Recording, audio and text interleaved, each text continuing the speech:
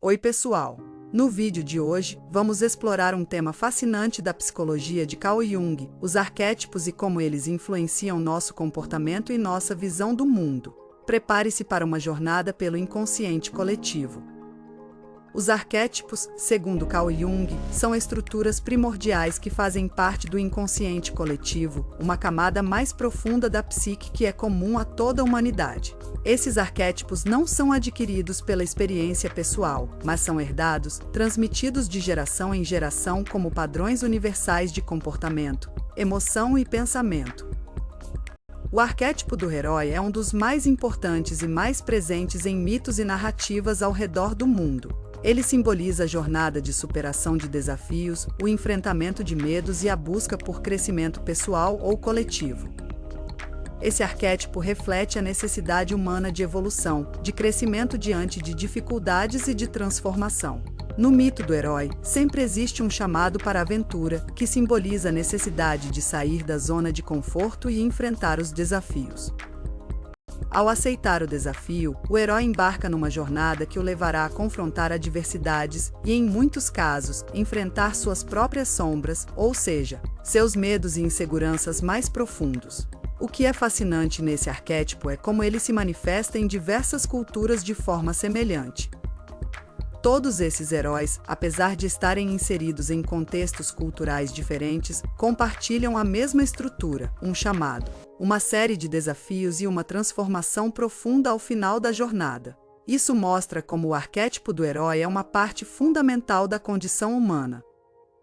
O herói dentro de nós se manifesta em momentos da vida em que somos obrigados a tomar decisões difíceis, a enfrentar mudanças significativas ou a superar grandes obstáculos. Agora, pense comigo, em que áreas da sua vida você está sendo chamado a enfrentar desafios que exigem a coragem de um herói? O arquétipo do sábio é um dos mais profundos e ricos na psicologia de Carl Jung, representando a busca humana pelo conhecimento, pela verdade e pela compreensão profunda da vida. O sábio é aquele que acumula experiências e reflexões ao longo do tempo, e sua sabedoria não é meramente intelectual, mas provém de um entendimento mais profundo das realidades espirituais, emocionais e existenciais. Em filmes e livros, o arquétipo do sábio é tipicamente representado por personagens como Yoda, de Star Wars, ou Gandalf, de O Senhor dos Anéis. Esses personagens são figuras de autoridade e guia, mas seu poder não vem da força física ou de habilidades sobrenaturais, e sim de sua profunda sabedoria, do seu conhecimento sobre o mundo e da capacidade de ver além do óbvio. No entanto, o arquétipo do sábio não está presente apenas nas grandes narrativas de fantasia. Ele se manifesta em nosso cotidiano de forma muito real. Todos nós, em algum momento da vida, sentimos uma necessidade de buscar orientação, seja para tomar uma grande decisão ou para enfrentar um dilema emocional. Assim como o herói busca o conselho de Yoda, nós buscamos mentores, conselheiros, livros ou até a sabedoria da vida em si para nos guiar. Além disso, o sábio não é apenas aquele que buscamos externamente, ele também existe dentro de nós.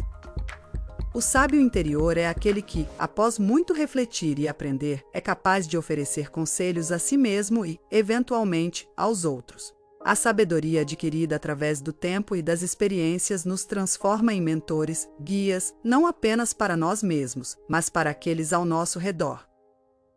Um exemplo cotidiano é quando passamos por uma situação difícil e, ao invés de reagirmos de forma impulsiva, buscamos compreender o aprendizado que aquele momento pode trazer.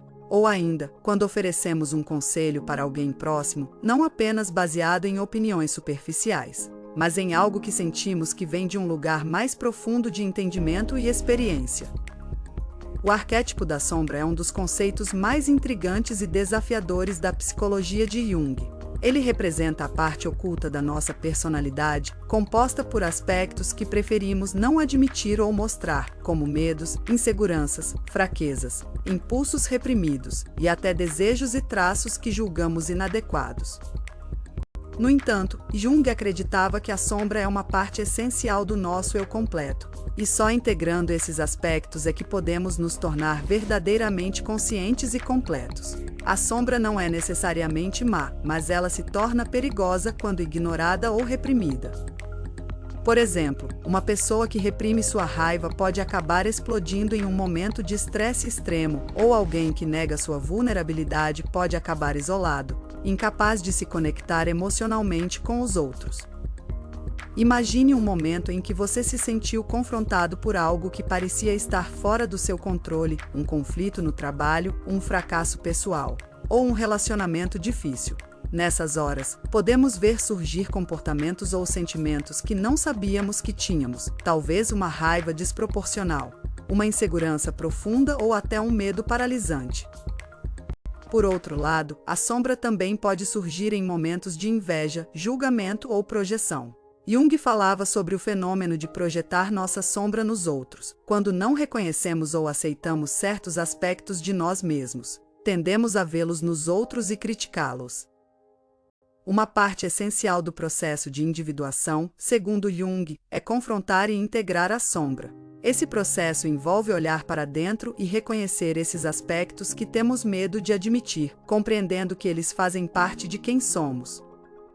Um exemplo prático disso pode ser visto em situações em que reagimos de maneira desproporcional a um pequeno incidente. Se uma pessoa faz um comentário que nos irrita profundamente, talvez não seja o comentário em si que nos incomoda, mas algo dentro de nós que está sendo ativado. O que essa reação diz sobre mim? Esse tipo de introspecção nos ajuda a confrontar a sombra e crescer a partir dessas experiências. Agora, pare e reflita: em que momentos você percebeu a presença da sua sombra? Essa reflexão é um passo importante para o autoconhecimento e o crescimento pessoal. O arquétipo da Anima e do Animus é central na teoria junguiana, representando a polaridade entre os aspectos femininos e masculinos presentes na psique de cada ser humano.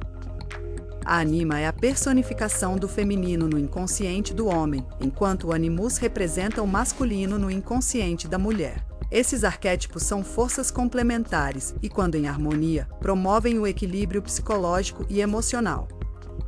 Já o Animus carrega aspectos como lógica, racionalidade, objetividade e força. No entanto, Jung destacou que essas energias não são exclusivas de um gênero específico. Homens e mulheres podem, e devem, integrar esses dois aspectos para alcançar um estado de equilíbrio psicológico e viver de forma mais completa. Isso ocorre porque, em muitos casos, tendemos a supervalorizar uma dessas energias e reprimir a outra. Por exemplo, uma pessoa que vive predominantemente no campo da lógica e da razão pode negligenciar suas emoções e intuições, o que pode levar a um estado de desconexão emocional. O equilíbrio entre essas energias proporciona uma vida mais harmoniosa, permitindo-nos navegar entre o racional e o emocional com mais fluidez e sabedoria. Na prática, a Anima e o Animus influenciam diretamente nossas decisões cotidianas. Imagine uma situação em que você precisou tomar uma decisão difícil, como escolher entre uma oferta de trabalho que fazia sentido racionalmente, mas que não ressoava com seu coração. Nessas ocasiões, é o diálogo entre a Anima e o Animus que pode trazer clareza. A chave não é suprimir uma dessas partes, mas sim permitir que ambas trabalhem em conjunto, contribuindo para uma decisão mais equilibrada. Esse processo de sintonia entre o racional e o emocional pode ser desafiador, mas também extremamente enriquecedor. Nessas situações, a capacidade de unir o impulso emocional com a reflexão racional pode levar a uma resolução mais sábia e satisfatória. O equilíbrio entre essas duas forças também nos ajuda a evitar extremos. Encontrar essa sintonia interna entre o lógico e o intuitivo nos permite tomar decisões que não só fazem sentido, mas que também estão alinhadas com nossos valores e nossa intuição. Agora, reflita: houve algum momento em sua vida em que você sentiu que sua intuição estava em conflito com o que parecia ser a decisão mais lógica? Ao reconhecer essas polaridades e integrá-las, podemos cultivar uma vida mais consciente e equilibrada. Resumindo, os arquétipos são forças poderosas que moldam nossas vidas de maneira invisível.